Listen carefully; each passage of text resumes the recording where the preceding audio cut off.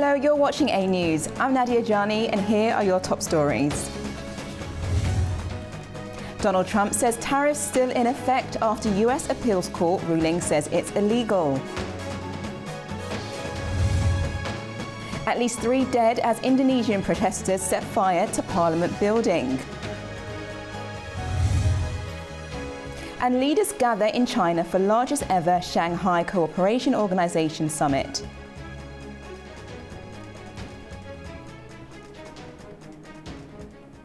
First this evening, US President Donald Trump has slammed a federal appeals court ruling that declared most of his tariffs were illegal. Writing on Truth Social, Trump called the decision completely wrong and noted that all tariffs are still in effect, warning that removing them would be a total disaster for the country.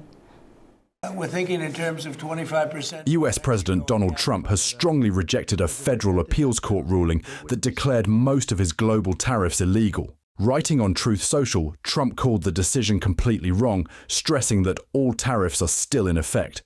The president warned, if these tariffs were ever removed, it would be a total disaster for our country. He made it clear that he is counting on the US Supreme Court to uphold his tariff policy. A divided US appeals court ruled on Friday that most of Donald Trump's global tariffs are illegal, undercutting the president's use of the levies as a key international economic policy tool. The court allowed the tariffs to remain in place through October 14th to give the Trump administration a chance to file an appeal with the US Supreme Court. So far, the Treasury Department, the US Trade Representative, and the Commerce Department have not issued an official response. The tariffs at the heart of this legal battle come from President Trump's sweeping Liberation Day package announced in April. They include a 10% duty on nearly all imports, new reciprocal rates on US trading partners, and higher levies on steel, aluminum, and autos. As a result, America's average tariff rate now stands near 18%, the highest in almost a century. Former Ukrainian parliamentary speaker Andrei Parubiy has been shot dead in the western city of Lviv. Ukrainian President Volodymyr Zelensky called the parliamentarian's killing a horrendous murder in a social media post and extended condolences to his family. Parubiy once headed Ukraine's National Security and Defense Council and died before medical personnel arrived on the scene. Authorities are investigating and in search of the killer.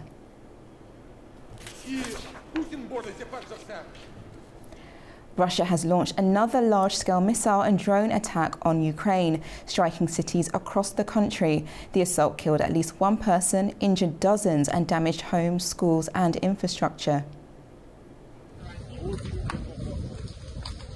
Overnight, Russian forces carried out a massive aerial assault on Ukraine, launching over 500 drones and more than 40 missiles across 14 regions. Ukrainian air defences intercepted most of the targets, but 5 missiles and 24 drones still hit their mark. Zaporizhzhia was among the hardest hit cities. Russian missile and drone strikes damaged 40 homes, 14 apartment buildings and industrial facilities. At least 1 person was killed, while 28 others were injured, including 3 children. 8 people have been hospitalized. There was 1 explosion, then another one around 2 a.m. We were sheltering in the common space in the building. There were explosions one after another. In Kiev, air defences successfully intercepted incoming drones. No casualties were reported, but the attacks damaged railway infrastructure in Kiev Oblast, causing train delays for several hours. Russian strikes also caused explosions and debris in Dnipro, Pavlohrad, Chernihiv, Lutsk and Cherkasy, damaging homes and public buildings in more than 20 locations. This attack comes just 2 days after a major strike on Kiev that killed 25 civilians and injured more than 60 others. President Volodymyr Zelensky condemned the latest strikes, accusing Moscow of using the lead-up to diplomatic talks to escalate the conflict. He called for tougher sanctions on Russia, including banking and energy measures, as the only way to reopen a window for diplomacy. Meanwhile, Kyiv reported retaliatory strikes on Russian energy facilities in Krasnodar and Syzran, targeting refineries that supply fuel to the Russian military. Russia's defense ministry claimed its forces struck Ukrainian military sites, downed more than 100 incoming drones, including some over Crimea and Russia's western regions, and took control of positions in eastern Donetsk. Meanwhile, EU defence ministers on Friday emphasised stronger backing for Ukraine, including plans to expand the bloc's military training mission and boost its defence industry. Kyiv also called an emergency UN Security Council session following deadly Russian strikes on the capital. European Union defence ministers signalled strong support on Friday for expanding the bloc's military training mission to operate inside Ukraine if a truce is reached. The move underscores a push to bolster Kyiv's security and strengthen its defence industry amid escalating Russian attacks. Meeting in Copenhagen, EU foreign policy chief said ministers agreed that only pressure works on Moscow following a wave of Russian missile and drone strikes that killed 23 people in Kyiv and damaged a European diplomatic mission. Well, again, Russia does not want peace. That is very clear right now. Also, the attacks that they are doing. So we have to put the pressure on them so that they would also want peace. And this is the only thing that works on that. Danish defence minister, who chaired the meeting, said support for Ukraine's defence industry was the highest priority. My clear expectation of what will take up the most time here today, and it is also the most crucial question for Denmark, that is the question of future support for Ukraine. The whole question of how we can support the Ukrainian defence industry to a greater extent and thus strengthen the combat power in Ukraine. That will have the highest priority here today. Ministers from Lithuania and Estonia reiterated that Moscow could not be trusted and emphasised that Ukraine's eventual NATO membership remained its strongest security guarantee. European Union adopted its 18th sanctions package against Russia last month, tightening measures on Moscow's war economy, closing loopholes and extending penalties to Belarus.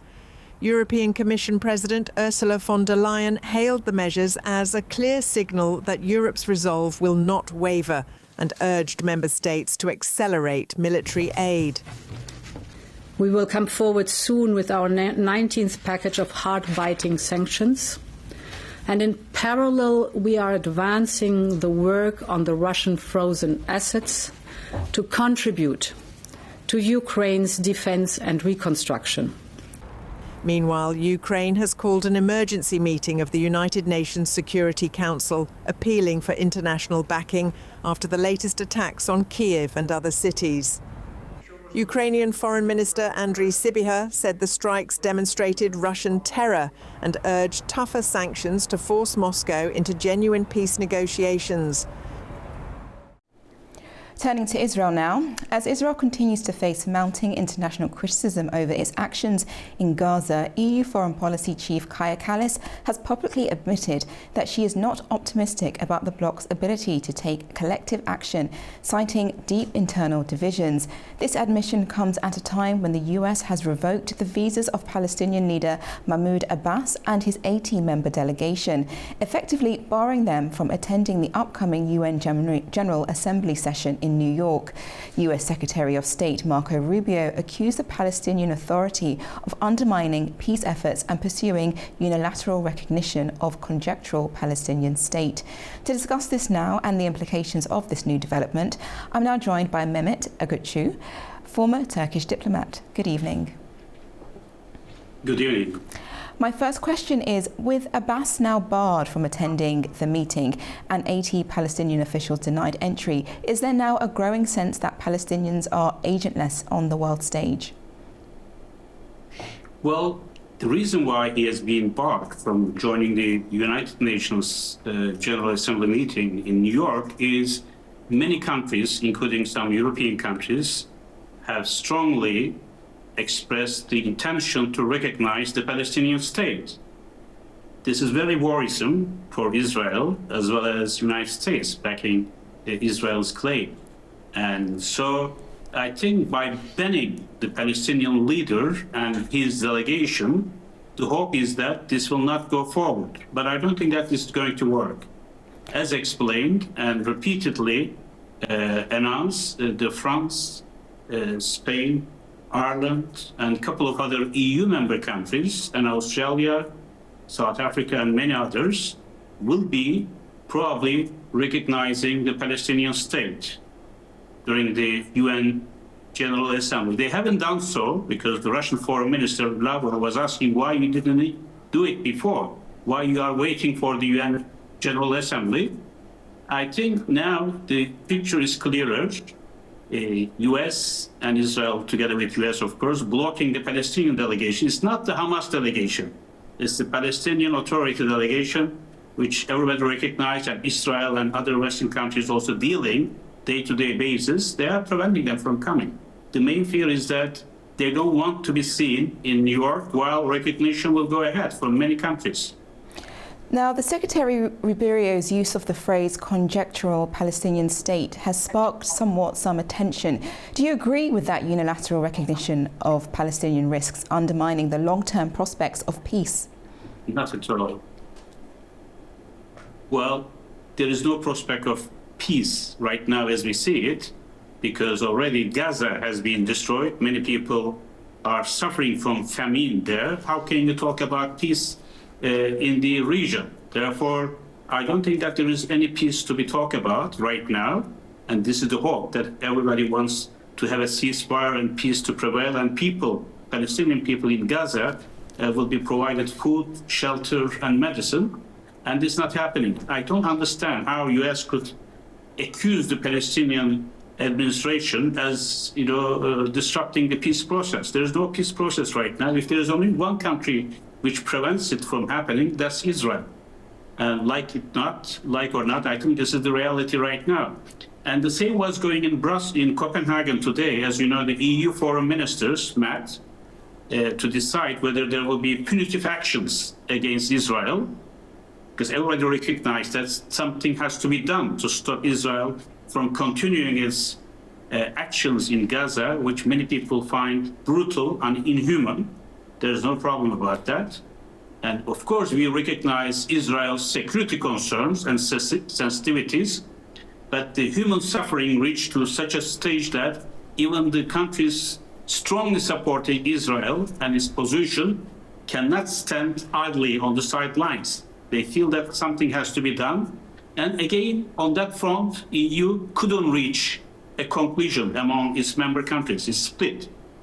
For example, Germany, Hungary, and Czech Republic strongly oppose any punitive actions like suspension of Israel-EU free trade deal or Horizon program, which the European Commission is running, suspending Israel's membership in that. And instead, what we observe is perhaps EU member countries individually, bilaterally, they will take actions. For example, Germany, Chancellor, already announced that they are going to ban any military sales to Israel in case these weapons, ammunition could be used in Gaza. And similarly, Spain, Ireland, they are also imposing their own national restrictions vis-à-vis Israel. So that's probably way forward if EU cannot take actions as a bloc. Now, with the EU, as you mentioned, a bit fragmented and the US firmly backing Israel, could countries like Turkey now emerge as leading actors in international efforts to counterbalance Israel's position, do you think? Well, I think Turkey is doing its best. I think a couple of days ago, Foreign Minister Hakan Fidan was in Riyadh, who called an emergency meeting of the Islamic Conference Organization so that Arab countries and Islamic countries could take joint action against Israel. But it is obvious that unless US comes forward, and because it is the only power in the world right now which can stop Israel from doing what it does. And unfortunately, US is not doing it because Israel has a very, very strong lobby and presence in Washington, D.C. And for US, it's critical to protect the security and the actions of Israel, although they don't like it.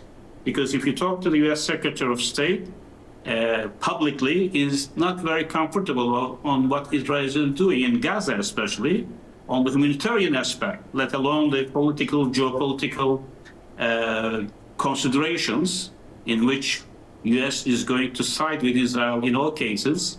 But U.S. is also finding it very, very difficult to defend Israel on the international stage.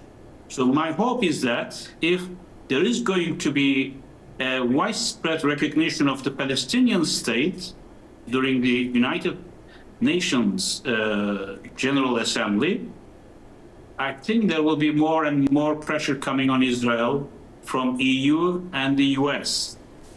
This not happening, I think we will have a terrible situation. And the morality, I think Israel has lost a great deal of moral ground in this affair, no matter how right or wrong Israel was vis-a-vis on its attack against Hamas. But this went beyond Hamas, as we see, to Lebanon. Yes, Hezbollah had to be weakened, and it was a threat to Israel. Then it moved all the way to Syria, then Iran, and therefore countries like Turkey, Azerbaijan for that matter, which had historically very good relations with Israel, always work together in collaborative manner. If Israel wants to continue to have allies, strategic partners in the region, I think it has to stop what it's doing, because this is beyond recognition. This is something even friends of Israel cannot tolerate. And I don't see any clear-cut roadmap which will bring peace, security, prosperity to the region. I think it is all indications show that US has a primary responsibility to stop Benjamin Netanyahu. I'm not talking about Israel, because I don't think that all Israelis have the same opinion. It's the Netanyahu government which is taking this harsh action, which put him and his country against the rest of the world almost. Thank you so much for your insights and for joining me this evening, Mehmet. Thank you. Pleasure, pleasure. The UK, France and Germany have now launched the process to reimpose sanctions on Iran after allegations that it is not fulfilling its obligations under the 2015 Iran nuclear deal. Representatives of those countries spoke to the press ahead of a closed UN Security Council meeting. Mitch McCann has this report. Here at the United Nations on Friday, representatives from the UK, France and Germany outlined why they believe it's important to reimpose sanctions on Iran using what is known as the snapback mechanism. The Iran nuclear deal is formally known as the Joint Comprehensive Plan of Action and was established in 2015 between Iran, the permanent members of the UN Security Council, as well as Germany. British Ambassador to the UN, Barbara Woodward, told members of the press on Friday, "We believe Iran to be in significant non-performance of its commitments under the Joint Comprehensive Plan of Action." She added that since 2019, Iran has increasingly and deliberately ceased performing all of its JCPOA commitments. The agreement's snapback mechanism, which the UK, France and Germany are invoking, means since they believe Iran is not living up to its end of the agreement, they can choose to reimpose sanctions after a consultation period between those European countries and Iran. Barbara Woodward says Iran has stockpiled highly enriched uranium, something she said lacks any credible civilian justification. In June, the United States bombed 3 nuclear facilities in Iran over its own concerns, but reports suggest they were not all completely destroyed, as President Donald Trump had claimed. Iran has called the decision illegal and says it will respond appropriately to what it calls an unjustified action by the 3 European countries. Mitch McCann for AnewZ at the United Nations in New York. At least 3 people have died and 5 others were injured after protesters in Indonesia set fire to a regional parliament building. The protest began earlier this week in the capital, Jakarta, over lawmakers' pay. The demonstrations escalated on Friday after a police armoured vehicle struck and killed a ride-hailing motorbike driver. Authorities have not disclosed the cause of death for 3 victims, but local media reported they were allegedly trapped inside the burning building.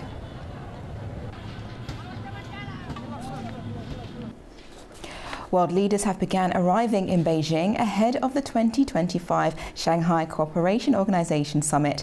The two-day gathering is expected to receive leaders from more than 20 countries. Here's more.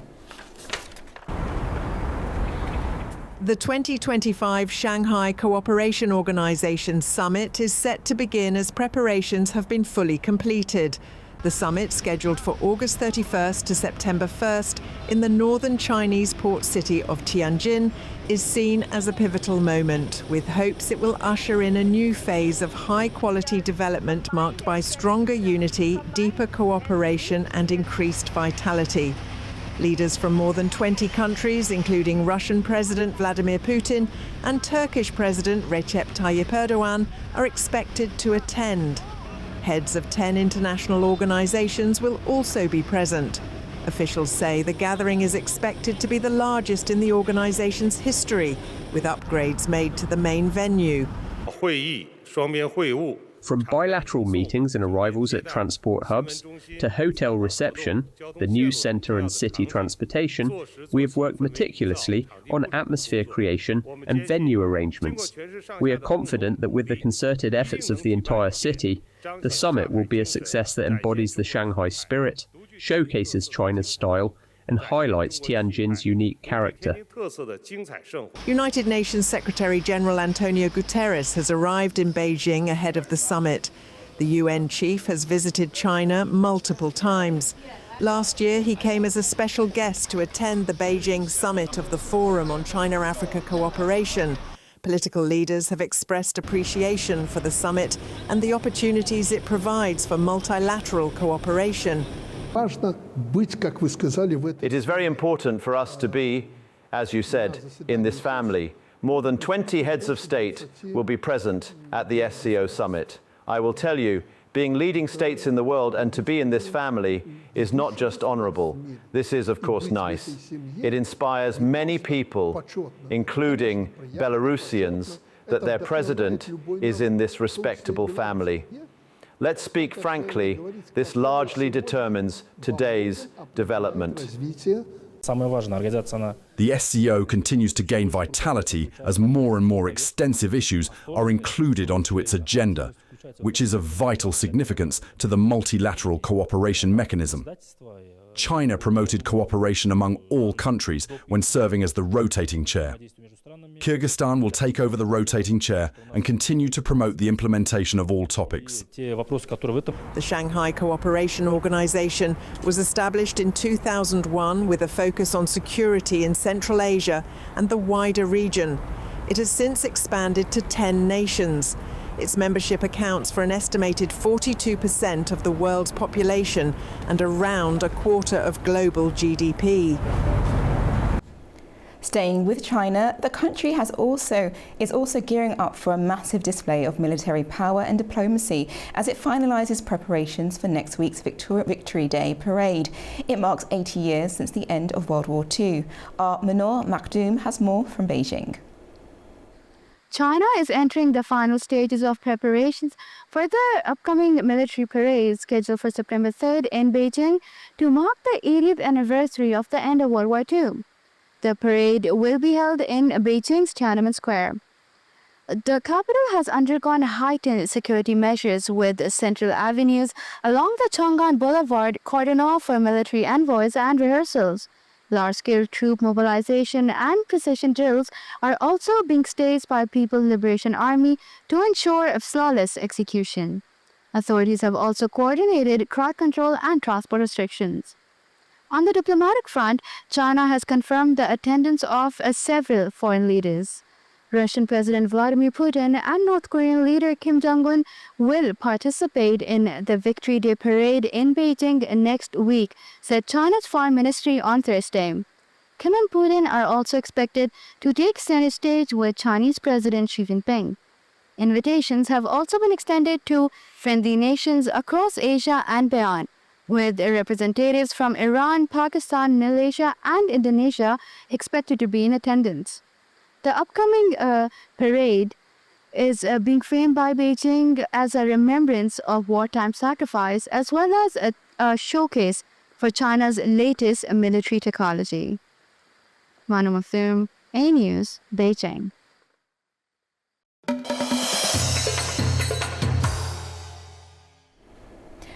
Turning to the region now, the World Health Organization is sounding the alarm on Afghanistan's growing humanitarian and health crisis. It warns that millions of returning refugees will strain the country's fragile system and has urged the international community to provide more funding to meet urgent needs. Our correspondent Tamim Bahis has more from Kabul. According to a new report by the World Health Organization, about 1.6 million Afghans are expected to return from Pakistan and nearly 2 million from Iran this year. The mass return of refugees is expected to put even more pressure on Afghanistan's already fragile health system. The WHO says 22.9 million people in Afghanistan, nearly half of the country's population, will need humanitarian assistance in 2025. But aid agencies have only planned support for 16.8 million people, leaving a major gap that would require $2.4 billion in funding. The report warns that Afghanistan's health system is especially vulnerable in rural and remote areas, where many communities still lack access to even basic medical services. The WHO also cautions about the risk of disease outbreaks this year, naming polio, malaria, COVID-19, diarrhea, and other major infectious diseases as ongoing threats. With millions returning home and international aid falling short, the WHO says urgent global support is critical to prevent further suffering. For now, Afghanistan remains on the edge of a deepening health emergency. This is Tamim Bahis in Kabul for AnewZ. The text of a memorandum of understanding signed between Azerbaijan and the US on the 8th of August in Washington has been made public. The document outlines the creation of a strategic working group tasked with drafting a strategic partnership charter within 6 months. Under the memorandum, both countries agreed to focus on cooperation on energy investments and regional connectivity, along with defence and counterterrorism, regional economic and trade ties, along with artificial intelligence and digital infrastructure projects. The agreement will remain in effect for 1 year, with the possibility of extension by mutual consent.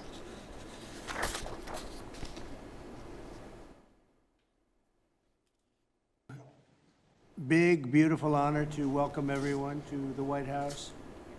The US State Department has now released those documents outlining recent agreements both with Armenia and Azerbaijan, aimed at laying the foundations for deeper bilateral cooperation and supporting peace and stability in the South Caucasus. However, one particular memorandum of understanding between the US and Armenia, titled as the Crossroads of Peace Capacity Building Partnership, doesn't include any detailed reference to the overland Trump route for international peace and prosperity, the connection between mainland Azerbaijan and its Nakhchivan exclave.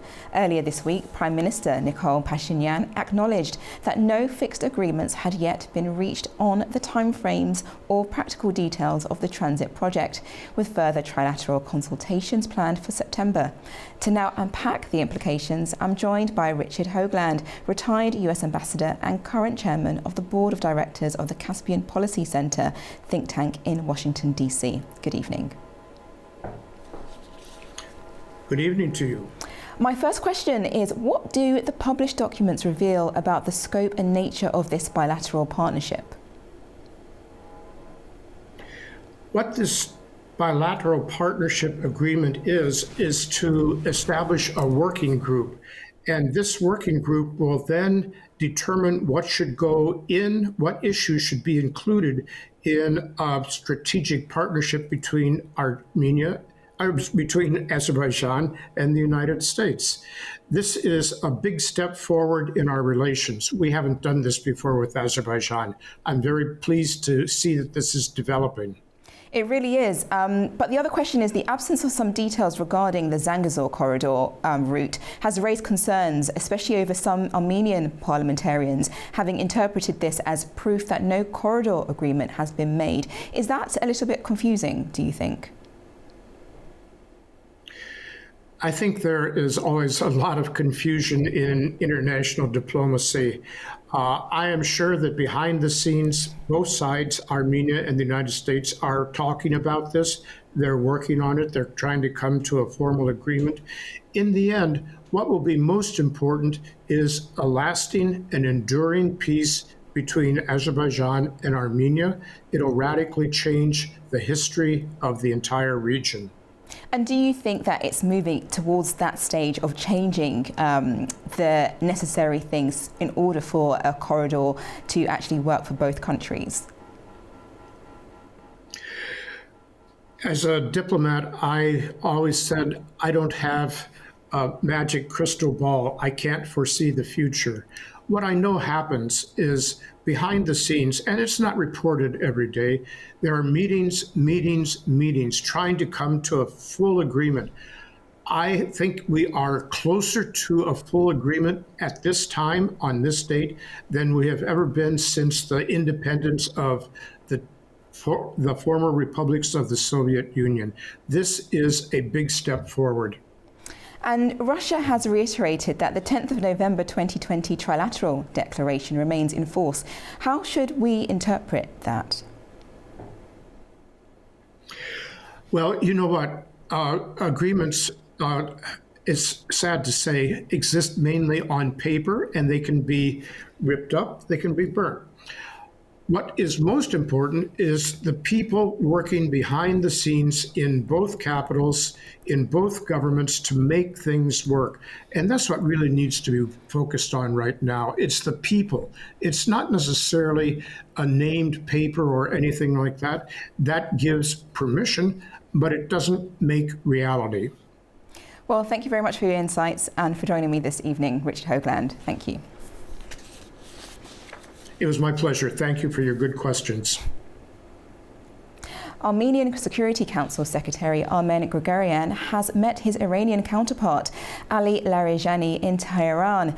The talks were held at Larijani's invitation and also included senior Iranian official Ali Bagheri. Grigoryan briefed Larijani on the Washington Declaration signed on the 8th of August by Armenia, Azerbaijan and the United States. He outlined principles for reopening regional economic infrastructure. Larijani also welcomed the peace steps and underlined the need for stability in the South Caucasus.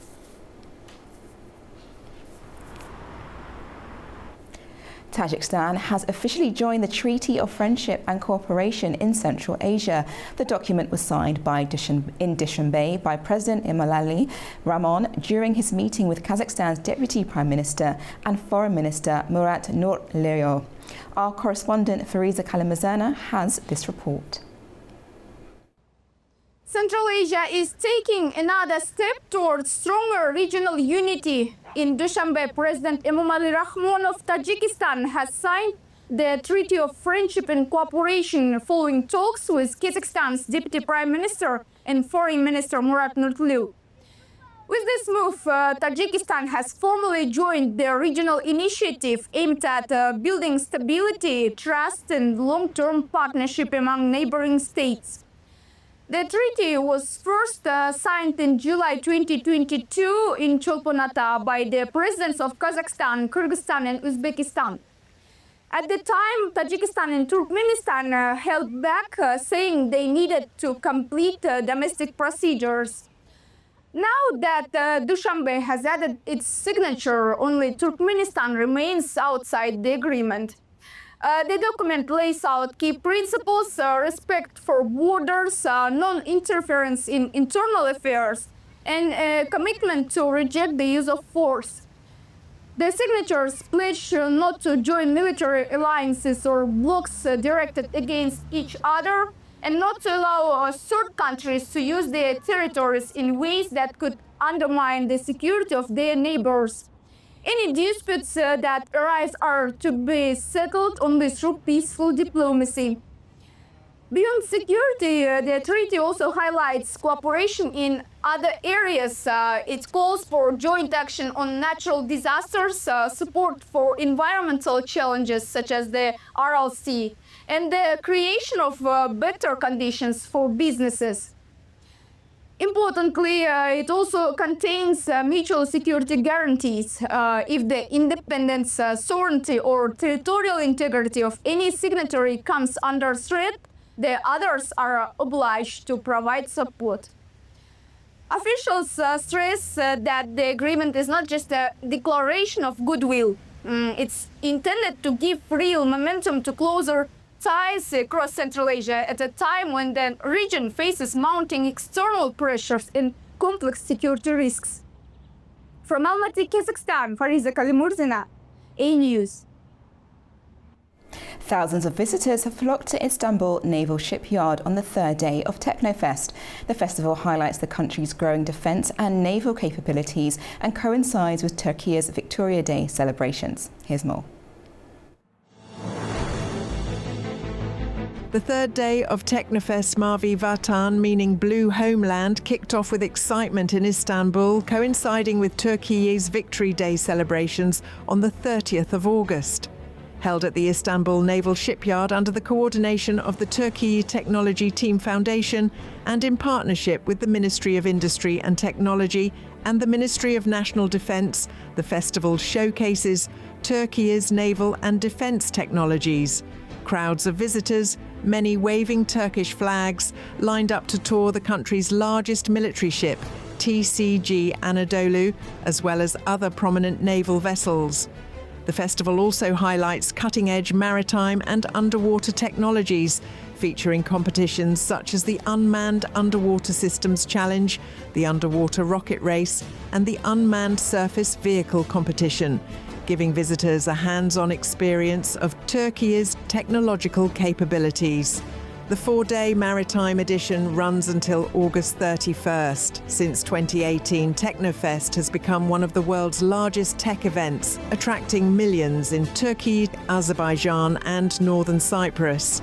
The annual 2025 Technofest Festival will return to Istanbul next month from September 17th to the 21st. That's your news update for now from Baku. Stay tuned to AnewZ for more updates. Take care.